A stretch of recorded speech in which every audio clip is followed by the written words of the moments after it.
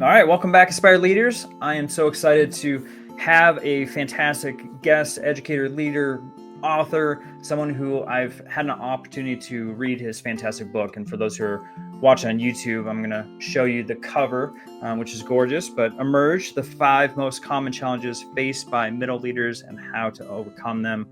And Gavin Grift, thank you so much for joining me on Aspire to Lead. Thanks, Joshua.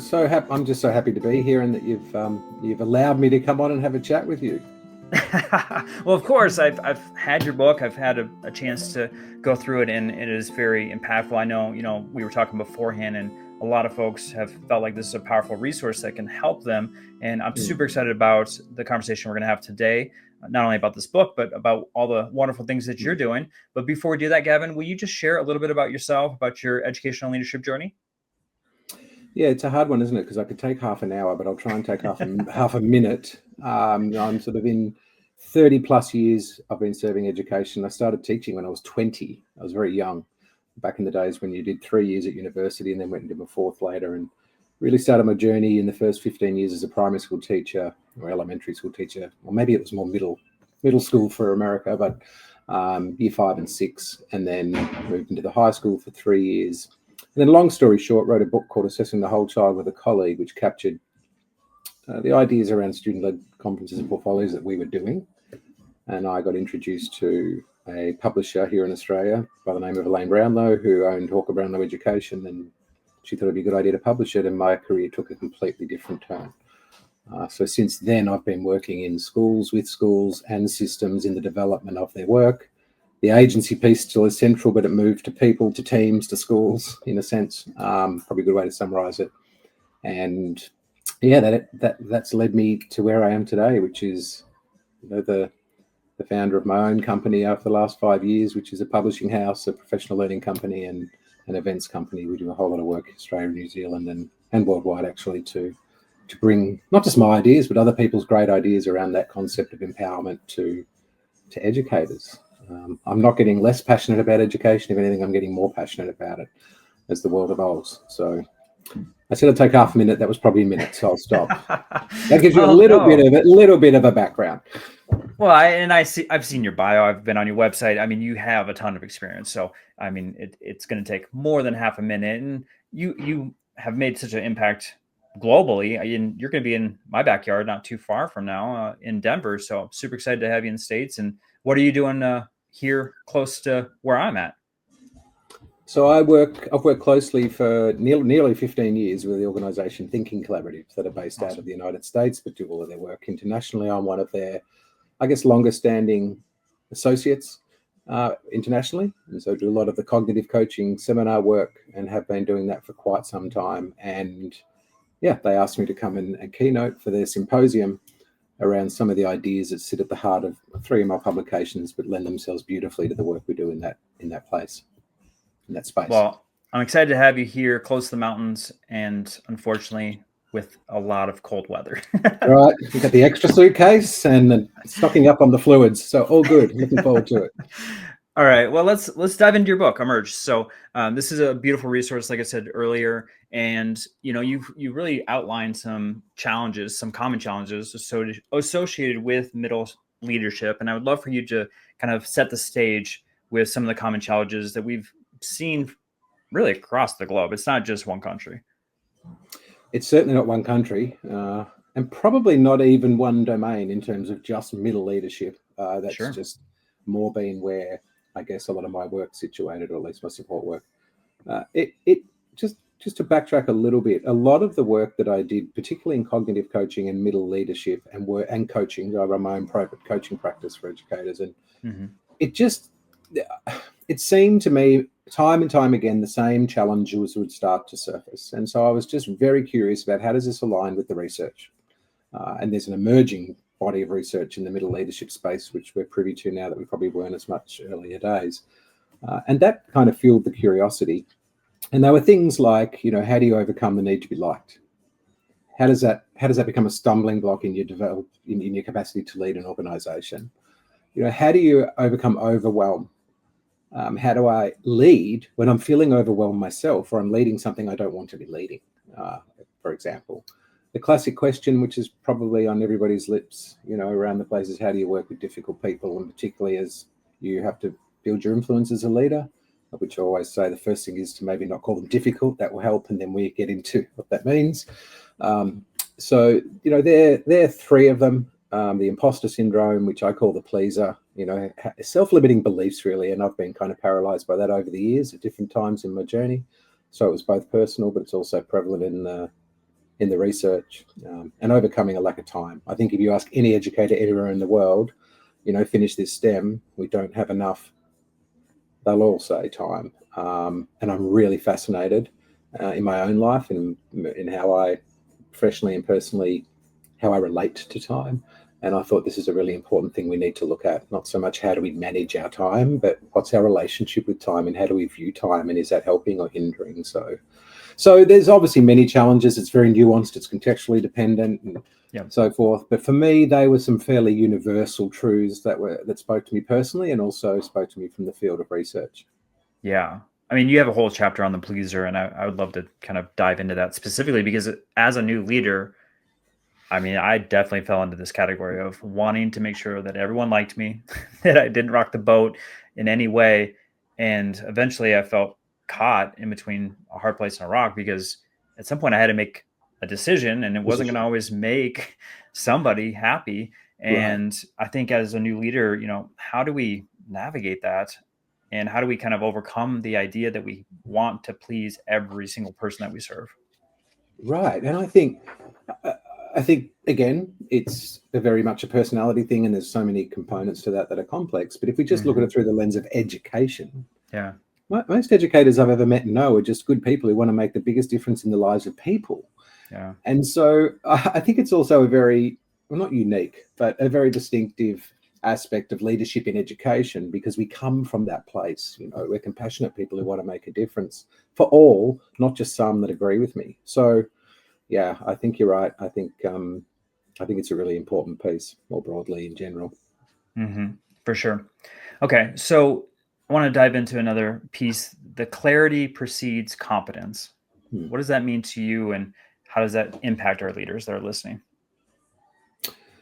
Wow, it's a big question, and I know it's in the book. I was struck by that because I did a lot of work, and still do, with Richard and Becky DeFore in the United States. In fact, they were mentors of mine, and I brought a lot of their ideas, their thinking, and their colleagues' work, Bob Akers included, to Australia as part of the PLC movement. And one of the terms that I heard, particularly at the institutes I went to and then in further mentorship, was you can't lead a school without clarity about the type of school we want to lead. And so a lot of my work with schools around that cultivating a collaborative culture space was around getting everybody clear about what do we mean when we use the word professional learning community. You can't work towards something without sort of that clarity. And I use that example in the book because I place it at the heart of, well, what do you want for you as a leader? Like the same principle applies. What do you want to get out of leadership? What does leadership mean for you? And in the context of the book, let's get clear about what let's distinguish between what we mean by middle leadership, and let's also distinguish what we mean by self-awareness, because the book essentially is a self-awareness sort of lever. So I use that concept for that reason, because as the saying or the phrase goes, we're going to be more likely to be competent in whatever context if we just have some clarity about maybe not necessarily how to get there, but about what it looks like or what we're striving for in order to do so. And so that's why it kind of sat up front in the book, but it certainly had been a much bigger part of my professional life over the years. Yeah, it kind of dawned on me too. I was reflecting as I was reading this, as far as just some of the initiatives that just made a good idea. It was a good idea. It was perfect for what was the needs of the campus. However, communication was the downfall of the progress in that. And then I started to think, okay, communication just as a whole, and that clarity piece, and how that has gotten in the way of so many things and made things either so much better or so much worse as a leader. And I'm just curious with you in regards to communication, what are some things that our leaders can do to help clarify and make sure everyone's on the same page? Well, I think first of all, it's getting clear with yourself. I mean, if you think about generally communication, and we do this work in cognitive coaching as well to some degree. We teach some of this, but when you think about, I think as a teacher, I used to have to teach subjects and discipline areas where my expertise didn't lie, and I didn't have the same depth of knowledge that I did as in other areas such as English. Mm-hmm. And so if you had have recorded me and heard what I was saying as I was teaching, you would have heard a very distinct difference between the two ways that I was communicating. More general and vague use of language in the not so, in the area that I wasn't as familiar with. I would have probably been meandering through and stumbling a bit in what I wanted them to do. I may have spoken for longer when it could have been spoken in a lot, shorter form. And I think the same is true for us as leaders. I think it's just if we're not sure, there is learning by doing. We need to learn by doing. But alongside of that is a responsibility to understand why we're doing it and what that might look like in order to create the clarity for us to communicate those pieces clearly. There is no one way. There's no panacea of leadership, Otherwise, there wouldn't be 3 million books out there when you Google search, right? There isn't, and I was passionate about that too. But there is, and I think there's some agreement, in the field of leadership that you've got to have some clarity around who you are and what you're striving for in order to communicate clearly with the people that you're working with and the people you're trying to bring into your story. So I think for me that's one piece of advice certainly that I'd be giving leaders.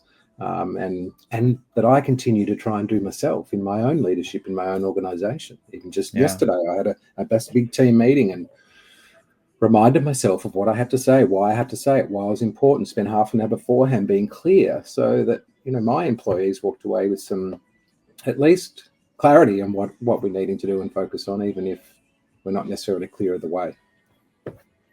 For sure. You had talked a lot about, so far in leadership, just that reflection process. Curious what you think the role of self-awareness is in leadership.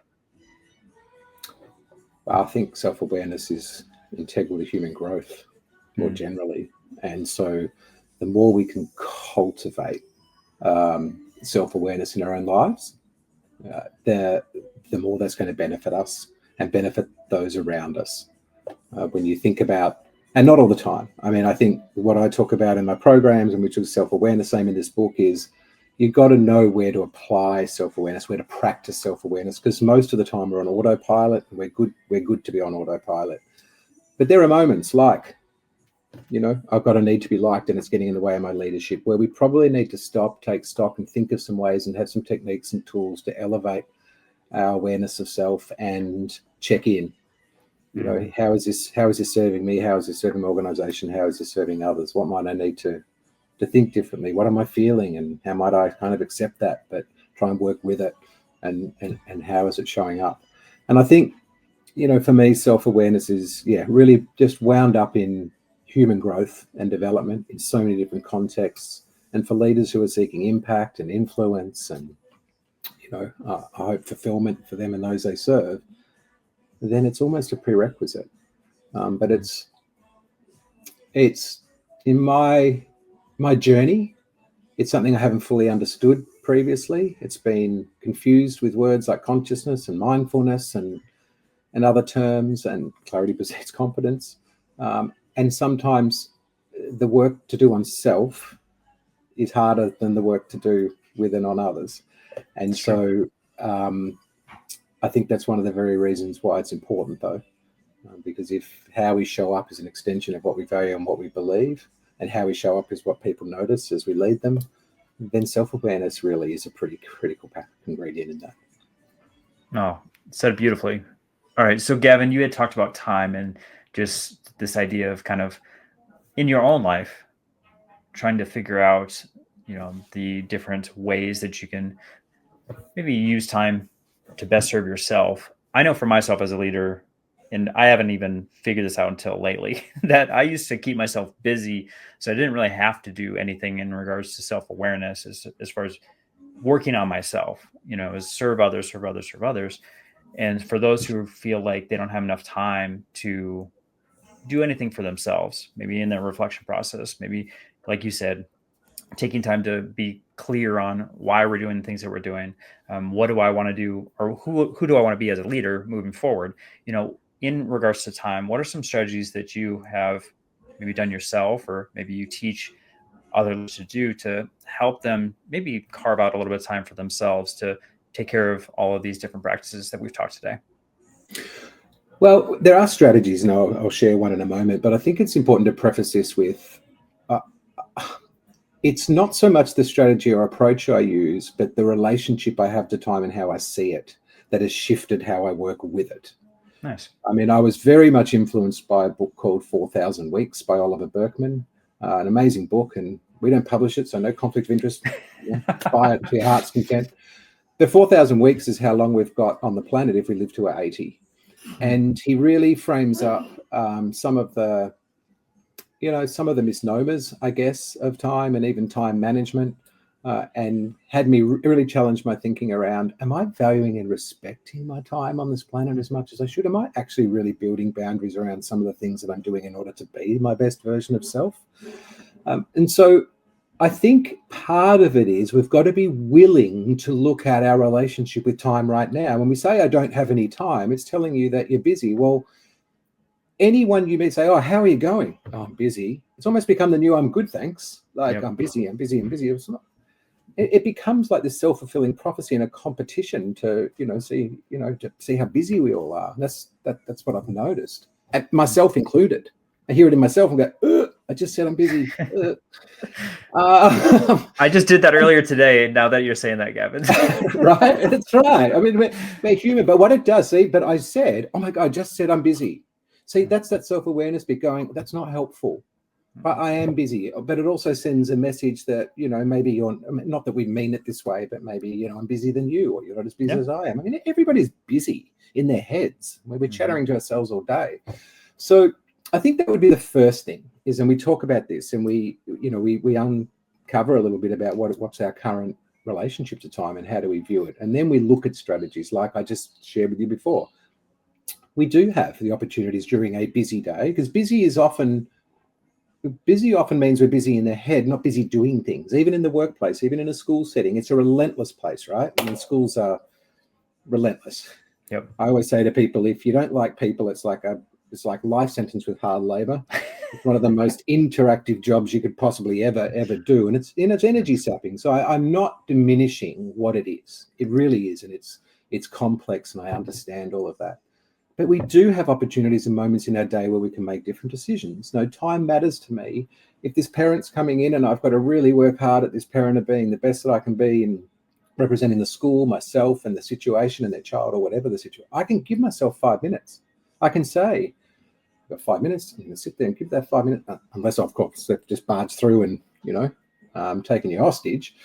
But I can give myself that 5 minutes and stop and just have a think about centering me, and reminding myself of who I need to be, what I'm going to say, what I'm not going to say, and focus on my breathing, and then, have the meeting. And that's a very micro example, but I think what I hope my work encourages people to do is to see how you can weave this into the everyday, and you take a deeper look at how you're relating to time, so that you can then work with it. Not even, I'm hesitant to say take control of it, because I don't think that's helpful either, but to work with it in ways that don't overwhelm you or contribute to your angst. Yeah, so true. Okay, I want to touch on, because the second half, if you will, of the book, or maybe it's the majority, is you've got these titles of different things. We've talked about the pleaser, and the next one I would love to touch on is the ostrich. And I know we're going to run out of time if we go through every single one, but I really want folks who are listening to right away click on the link that's in the show notes and grab this book, because it's powerful. But will you just share a little bit about this title and maybe our category, if you will, for the ostrich? Yeah, so I call them archetypes, Joshua. They're really archetypes, these, and I did that deliberately so people just had a model to hold on to, and they could kind of explore themselves through those. And the ostrich is one, because this one, again, pretty personal. I mean, most writers also write about the very things they want to become for themselves.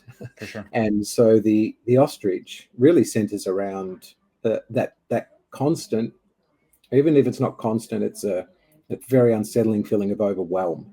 Mm-hmm.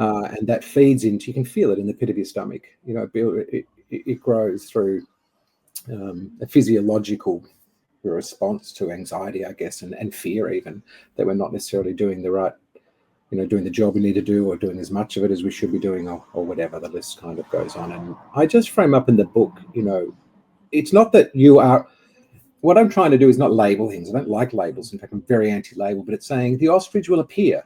If we use common language, we can say, oh, there's the ostrich. Okay, now what might I do? How do I know the ostrich has appeared? Well, I'm lacking focus. I'm actually lacking some motivation here. I'm tending to complain quite a lot, and I'm complaining a lot, which obviously, it contributes to a toxic culture, but also is not helping me do the job that I need to do. And so I just frame up some of the ways you can tell that's happening. Maybe you're feeling a bit out of your depth, or it quits to the pleaser. I'm not feeling as though this is something that I can do well. And then I just provide some options, some ways you can leverage your self-awareness to think about it differently, to challenge the way you're feeling about it, accept it, honor it, but then say, I've got a choice about how I can feel about this, but I may need to think about it in different ways. And then, use some of those strategies to help people. It might be, if it's a deeper issue, it might be looking deeper at values. Is there a values conflict here? If it's more a management issue, breaking it down, which helped me a lot in one particular part of my career that I wrote about, where I really was lost to the profession. So, breaking things down, making them seem more manageable. There's so many strategies and approaches that are not unique to me or my work. But what I'm trying to do is lead people to some of those if they're not familiar, and put it in a frame where they can maybe use self-awareness to overcome when that ostrich, appears. Are you in those moments seeking support? I mean, I tend to think I'm a really good communicator, but what I've noticed, and I wouldn't mind mentioning one other thing about this before we finish, but what I've noticed is I sometimes communicate better in my own head than what people are hearing. And it tends to happen when I'm overwhelmed, because the overwhelmed feeling can, bring me into rumination. And rumination is the counter of self-awareness. It's not helpful, whereas self-awareness is very helpful. And so what I'm wanting to do is to just, give people the opportunity to then utilize that and recognize that, and then give them some strategies to try and overcome them. And the thing I was going to add was, maybe I'm not seeking enough support. Maybe I'm not communicating to people as much as I would like. Maybe I'm not asking for people's help, right? So that could be one way in which I can overcome overwhelm. Or maybe I can go to my caring critic, the caring critic is someone who you're checking in with to see whether your read on the situation is their read on the situation. Someone who really has your best interests at heart. They'll tell you the honest truth because they care about you and they want the best for you. And they give you feedback that can genuinely eliminate some blind spots and help you. I've found that that's a really powerful part of our program, and it's not something that we ordinarily seek. We're often given a lot of feedback, whether we want it or not, but I'm not talking about that kind of feedback. And I think that's something that we touch on too in the book, and is an aspect, probably threads through all the archetypes, but is something that can be useful to the Ostrich. Now, I know that was a bit of a rant or a bit of a weave, but yeah, I think that gives your listeners just a little bit more meat around what the archetypes are and how they're framed in the book. Yeah, for sure. And yeah, those archetypes were beautiful because I didn't feel like they were labels at all, but I did see myself in each one at different times of, stress or throughout the year. I mean, I think any leader that's reading this is going to be like, yep, I've felt that before. I've been there. Right. So, how can I, like you said, that self-awareness piece of identify that I'm in this stage here, and what are some things that I can do to get out of it to be a better leader moving forward. So with that, Gavin, I wanted to touch on your business because I know you support educators all over the world, like we said before, but I would love for you just to share a little bit about, when folks go to your website, what they might be able to find, but then also services that you provide to help those who are listening. Oh, sure. Thanks. Well, we're a publishing house as well, so we have a range of different resources to help. Really, there's 4 pillars of our business. It's instruction, being the best we can be in our craft; leadership, which is obviously what we're talking about here; coaching, which has been a massive part, particularly cognitive coaching, which has been a huge part of my career and a real transformational game changer; and let's say collaboration. How we really genuinely cultivate collaboration. Most of my work will sit around that in some way, shape, or form, very sort of loosely. They're the pillars. And you'll find resources, programs that are based on my body of work or our body of work. I've co-authored many books we also represent other people's work that I find have felt has really been transformational, either for me or for others. So we do that, and we also run events from time to time, or can bring an event to you. So that's in a synopsis. It makes me tired thinking about what we do, so I don't talk about it anymore. But that's in a nutshell, that would be what we do. It's really, we've got the tagline of empowering educators, which runs the risk of being really cliche. We spend a couple of days on 2 words, because really, essentially, that's what we're trying to do, is to not all educators feel very empowered in our experience. So helping them to develop power and authority over their own decisions and professional lives in a way that helps to really transform what they do or helps them work out what it is that they really want to do or do it better. Essentially, that's what we are committed to doing. Awesome. So most of those services and products you can find on our website at grifteducation.com. Yeah. Well, I have the website, like I said, on the screen for those who are viewing on YouTube. So thank you for those who are watching. And then for those who are listed on the podcast applications, you can find this wonderful website. And it really is a beautiful website. For those who are listening, head over there. You're going to find a ton of resources, and obviously highly suggest you not only get the book, but reach out to Gavin and connect with him and make sure that you are feeling empowered, because that is something that is lacking in the world of education. With that, Gavin, I'd love to move over real quick to just a question I ask all my guests. So for those who are listening that can do something tomorrow or next week to enhance their leadership journey, what would you recommend? Well, it won't be surprising for me to say exercise and practice self-awareness. Okay. But do it, but be strategic about when you do it. And if you're not sure of what that even means, it's a very big, research and have a look. There's so many great things out there. I don't just mean buy my book. I really honestly mean just research it and apply them to a challenge. I mean, because there's also a lot of research on when to apply self-awareness so that you genuinely grow. Well, as a leader, I've grown the most and developed the most when I've just paused, used some tools, and really gone internal. And whether that's been with support, generally it's been with support, but that work on myself, and then sort of self-mediated my way through the situation in order to come out, different, stronger, more resilient, or, more engaging, more, more influential. So I think that would be the takeaway. When things are getting tough and you feel like you kind of, are a bit of that ostrich or things are going on, that's a clue. Just pause. You get better at self-awareness through obviously introspection, through practicing reflection and utilizing it at times that matter most for you. And I think, I wish I wrote this book for my younger self. Like, I wish I had this book in my hand when I first became a middle leader way back in my late 20s, which I'm far from now. And I really, I want that for leaders. However that comes about, I want them to commit to that idea and then take that wherever they can. Yeah, wise words. And I will say that unfortunately I was on the back end of leadership when I started doing these practices. And I got to the point where I was breaking before I started to actually look into everything that you're saying. And I would just highlight the fact that these are wise words by Gavin. And if you're early in your leadership, these are practices you need to start now, because they are so vital for you. And I will even say that when I started these practices, that people noticed. Like, it was in my face, it was in my energy, it was in my body, the way that I interacted with other people. People even said to me and to my face, there's a difference. And that was noticeable to them in even short interactions. So there's power in what you're saying, for sure. There is. Before we finish, I was thinking it's ironic, isn't it? Because in some ways, self-awareness helps you to get out of your own head and become more powerful. I think it's the antidote to rumination. But there's a lot of work that you can find out about to help you to do that. Awesome. Gavin, before we end our conversation today, I would love for you to share, I mean, obviously we talked about your website, but is there any other social media that people can connect with you? Mostly me is on LinkedIn.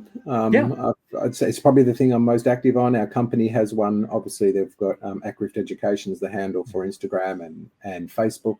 I think there's a Grift Education one too for LinkedIn. Sure. I'm not great on social media. It's one of the things I practice in my relationship with time. Well, there you go. That is a whole other podcast, right, Josh? I know. Right. But for me, I only engage because I want it to be meaningful, and I've got something I really want to say, or something I want to share, or something that I want to learn from other people. So it's mainly LinkedIn. But in terms of our company and the things that we do, there's certainly the other kind of usual suspects that you can get some of our updates and information on.